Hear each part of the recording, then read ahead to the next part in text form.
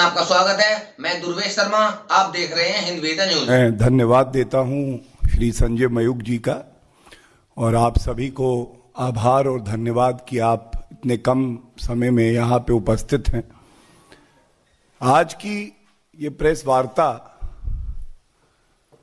केवल राजनीति के संदर्भ में नहीं है। कल जो हम लोगों ने देखा कि किस तरह से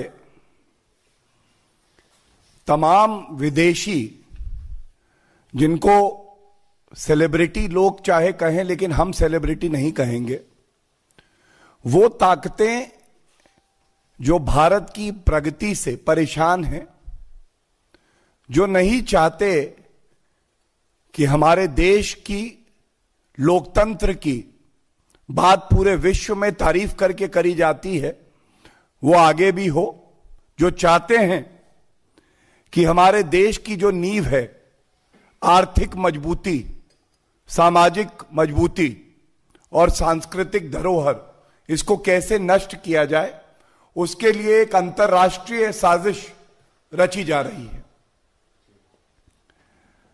हम सब जानते हैं कि 26 जनवरी गणतंत्र दिवस का दिन हमारे लोकतंत्र के लिए सबसे पवित्र और पावन होता है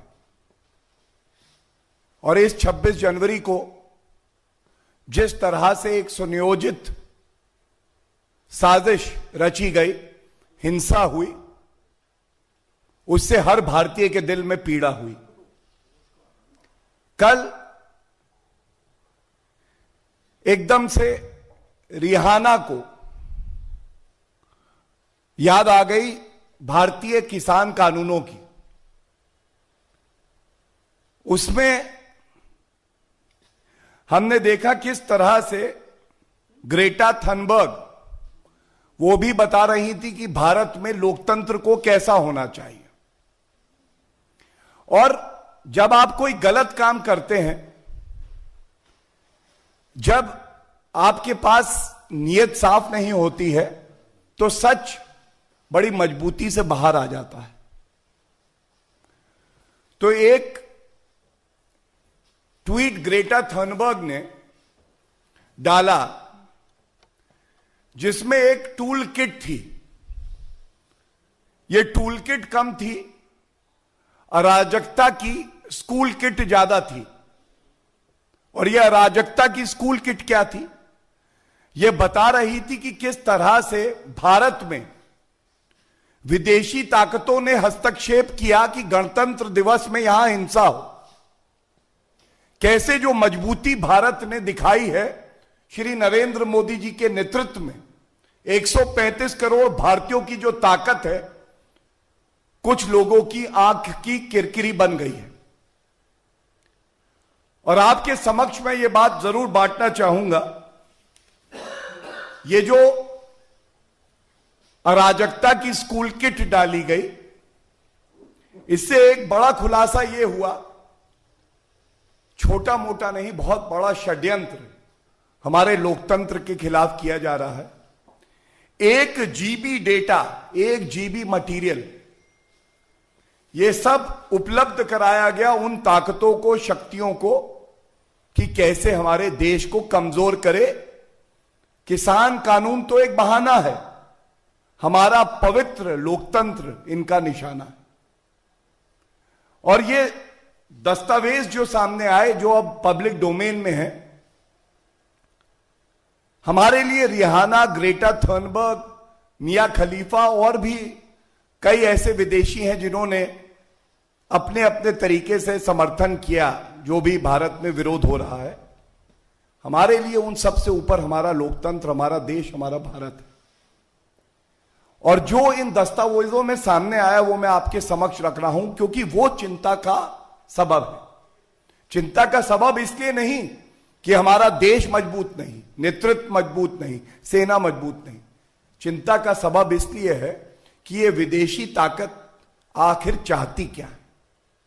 और दूसरा हिस्सा जो मैं अभी प्रेस कॉन्फ्रेंस में बाद में उठाऊंगा, कि हमारे नेतृत्व से, नरेंद्र मोदी जी से नफरत करते हुए हमारा विपक्ष देश के प्रति उनकी क्या जिम्मेदारी है वो भी भूल गया। तो दस्तावेजों में यह सामने आया कि ये जो आंदोलन चल रहा है ना, इसमें एक कमजोरी है। वो कमजोरी क्या है? वो कमजोरी ये है कि अगर मान लो ये 3 कानून वापस भी हो जाते हैं तो इसके बाद का क्या प्लान है? मतलब स्पष्ट है कि ये 3 कानून से इन्हें कोई लेना देना नहीं है। जो हमारी आर्थिक ताकत है, हमारी सांस्कृतिक ताकत है, हमारा समाज जो एकजुट होकर रहता है, वो इनको अब अखरने लगा है। और इसीलिए ये विदेशी ताकतें हमारे देश पे हमला कर रही हैं। और जो संगठन सामने आए, उनकी इतनी हैसियत नहीं है कि भारत का नुकसान कर सकें, लेकिन उनके ऐसे कुछ अपवित्र सपने जरूर हैं कि वो भारत को खंडित करेंगे, हमारी संप्रभुता को चोट पहुंचाएंगे। और मैं पुनः कहता हूं कि हमारी ताकत के सामने वो कभी नहीं खड़े होंगे। लेकिन आज इस प्रेस वार्ता के माध्यम से पूरे भारत को यह पता होना चाहिए कि आपसे नफरत करने वाले, जलन करने वाले, आपको चोट पहुंचाने वाली कुछ विदेशी शक्तियां, ये जो किसानों का विरोध चल रहा है, इसका बहाना लेकर एक साजिश कर रही हैं। और मैं यह भी स्पष्ट कर दूं कि भारत में संविधान से देश चलता है, विरोध करना संवैधानिक हक है, लेकिन हमें किसी विदेशी ताकत का सर्टिफिकेट नहीं चाहिए। अपना सर्टिफिकेट आप कहीं और दीजिए। भारत के मजबूत लोकतंत्र में एक विदेशी सर्टिफिकेट की जो बताएगा कि भारत में गलत तरीके से संविधान तोड़ा जाता है, तो हमें ऐसा सर्टिफिकेट नहीं चाहिए। और एक बात मैं और कहूंगा, हमारे जितने भी मतभेद हों, हम लोग आपस में कुछ भी कहें, लेकिन आज ये समय भी आ गया है कि विपक्षी पार्टियों को भी आत्मचिंतन करके अपने गिरबान में झांकना चाहिए। क्या आप सरकार का विरोध करते हुए या श्री नरेंद्र मोदी जी से नफरत करते हुए वो कार्य करेंगे जो विदेशी ताकतें भारत को कमजोर करने के लिए कर रही हैं? कल जब ये ट्वीट आए, ये सारे जो विदेशी लोग हैं, तो उसको और मुखरता से फैलाने वाले, उस पर कमेंट करके ट्वीट करने वाले कोई और नहीं, कांग्रेस पार्टी के ही वरिष्ठ नेता थे। आपकी परेशानी सरकार से हो सकती है, भारतीय जनता पार्टी से हो सकती है, लेकिन कांग्रेस पार्टी, एक बात याद रखिएगा, देश मजबूत रहेगा तभी आपका वजूद रहेगा। देश को कमजोर करेंगे तो यह भारत में भारतीय जनता पार्टी का शीर्षस्थ नेतृत्व सहन नहीं करेगा। और सवाल यह भी उठ सकते हैं कि जब जब राहुल गांधी भारत छोड़ के बाहर जाते हैं, तो क्या वो भी इस साजिश के हिस्सा होते हैं? लंदन में ईवीएम पे सवाल उठना, जब इलेक्शन कमीशन ऑफ इंडिया कहता है कि मैं चुनौती देता हूं, आप यहां पे बात करिए। चाइनीज एम्बेसडर से मिलना, रात के अंधेरे में किसी को पता ना चल जाए, झूठ मीडिया पकड़ता है तो कहते हैं यहां मिले। और पुनः केरला की प्रदेश महिला कांग्रेस, मेरे हाथ में उनका ट्वीट है, शब्दशः जो भाषा इस ट्वीट में है वही भाषा ये अंतरराष्ट्रीय संगठन जो हैं वो फैला रहे थे कि ये इस भाषा का प्रयोग करो। तो क्या आज ये भी प्रश्न नहीं उठेगा कि कम से कम विरोध करते करते ऐसा ना करिए कि देश का नुकसान कर दीजिए। और मैं इस मंच के माध्यम से भारतीय जनता पार्टी की तरफ से बड़ी जिम्मेदारी से एक बात कहूंगा। कभी कभी ऐसे प्रकरण हो जाते हैं जो विरोधाभास होने के बावजूद, अलग अलग मत होने के बावजूद देश को मजबूत कर देते हैं, देश को एकजुट कर देते हैं। और ऐसा ही कुछ हमने देखा है। जिस तरह से जन समर्थन का एक सैलाब सा आ गया, हर भारतीय ने आगे बढ़ के बात कही कि राजनीति एक तरफ, लेकिन मेरे देश पे अगर आएगी तो उसकी आन बान शान से मैं समझौता नहीं करूंगा। यह संदेश आज पूरे भारत में बड़ी मजबूती से गया है। और जो विदेशी ताकतें हैं जहां भी हैं, हमें पूरा यकीन है भारत की एकजुटता का यह संदेश वहां तक भी पहुंच गया है। एक विनम्र अपील और विनती मैं जरूर करूंगा। जैसा हमारी सरकार ने, श्री नरेंद्र मोदी जी ने, सभी भारतीय जनता पार्टी के वरिष्ठ नेताओं ने, हमारे राष्ट्रीय अध्यक्ष श्री जेपी नड्डा जी ने कहा है, हम किसानों का बहुत सम्मान करते हैं।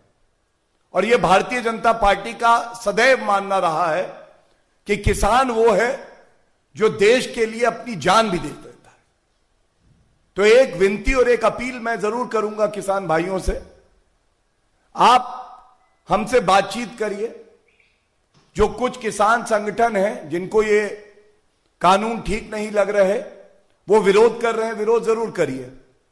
लेकिन अगर कोई बाहरी ताकत हमारे देश का नुकसान करती है, आपके बच्चों का भविष्य पे कालक पोतती है, तो हम सबकी यह जिम्मेदारी बनती है कि हम एकजुट हो जाएं। और जिस तरह से यह उदाहरण के तौर पे पेश कर रहा हूं, भारत में हर कोई इनका सम्मान करता है। लता मंगेशकर जी सामने आई, उन्होंने एक बहुत अच्छा संदेश देशवासियों को दिया है।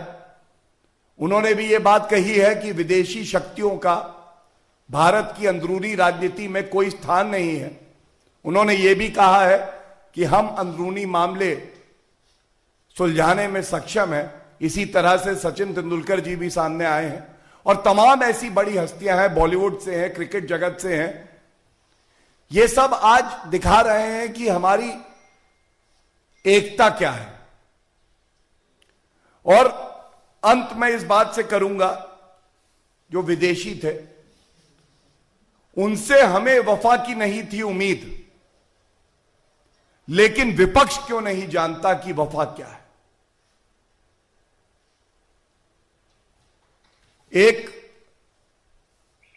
इंडिपेंडेंट कंट्री, स्वतंत्र राष्ट्र का पहला मापदंड यह होता है कि जो निर्णय राष्ट्र के लिए लिए जाते हैं उसमें कोई भारी ताकत का हस्तक्षेप ना हो। This is the concept of sovereignty. No external power can dictate what is good for our country. And as a proud Indian, I would like to say that India's democracy, our economic, cultural and social strength is recognized world over.